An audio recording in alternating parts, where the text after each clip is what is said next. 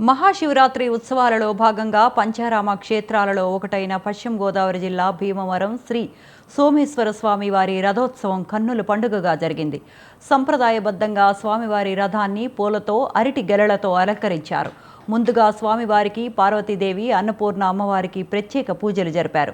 స్వామివారి రథోత్సవానికి భీమవరం ఎమ్మెల్యే పులపర్తి రామాంజనేయులు కొబ్బరికాయ కొట్టి రథోత్సవాన్ని ప్రారంభించారు. వేలాది భక్తుల మధ్య హరహర మహాదేవ అంటూ భక్తులు శివనామ స్మరణ చేస్తూ పురవీధుల మీదుగా రథోత్సవాన్ని ఘనంగా జరిపారు. స్వామివారి రథం వెళుతూ ఉంటే పైనుండి భక్తులు రథంపైకి పూల వర్షం కురిపించారు.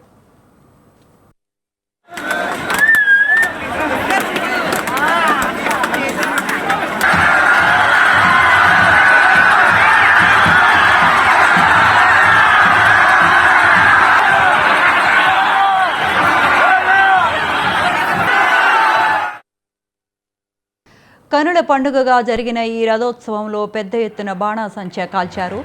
వేలాది మంది భక్తులు స్వామివారి రథోత్సవ తాడును పట్టుకుని రథాన్ని ముందుకు తీసుకువెళుతూ హరహర మహాదేవ అంటూ స్వామివారి నామస్మరణ చేశారు. రథోత్సవం సందర్భంగా ఎటువంటి అవాంఛనీయ సంఘటనలు జరగకుండా పోలీసులు బందోబస్తు ఏర్పాటు చేశారు.